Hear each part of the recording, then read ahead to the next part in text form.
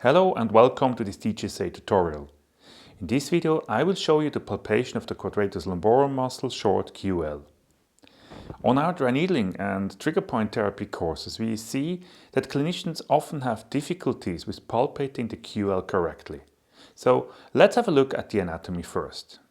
The QL muscle is a flat muscle and connects the iliac crest, the transverse processes and the 12th rib with each other. In the cross-section we can see that it is located directly ventral to the erector spinae muscle and dorsal to the retroperitoneal space. We have to be aware of the fact that the QL is covered by other muscles. That means that we don't have direct access to the muscle by palpation. So we have to palpate the muscle through other muscles. On the lateral side, the Quadratus lumborum is covered by the abdominal obliques and the transversus abdominis muscle. On the dorsal side, the QL is covered by the superficial layer of the thoracolumbar fascia, the latissimus dorsi muscle and the iliocostalis muscle. The lateral part of the QL can be palpated through the abdominal obliques and the transversus abdominis muscle. The origin of the QL at the iliac crest can be different. In some patients, as we will see it in the model in this video, it is slightly more lateral and, in some patients, it is more medial. That means that the distances between the lateral border of the iliocostalis and the lateral border of the QL vary. Now I will show you the anatomy, the landmarks and the palpation on our model. For the palpation of the Quadratus lumborum muscle, I recommend to have the patient in side lying. The advantage of side lying is that the muscles are relaxed and that you can adjust the distance between the iliac crest and the 12th rib by supporting the waist with a pillow.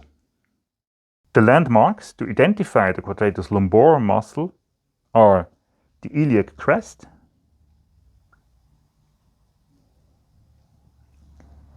and the 12th rib.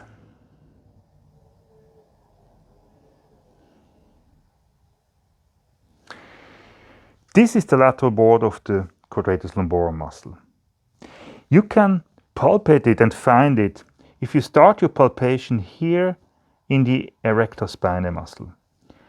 Try to palpate gently towards the erector spinae muscle and you will feel that the erector spinae muscle has a certain elasticity. So the palpation quality is harder than if you palpate in the abdominal wall, through the abdominal wall. So the transition between the palpation, which is more elastic, to the palpation, which is softer, this transition is the lateral border of the Quadratus lumborum muscle.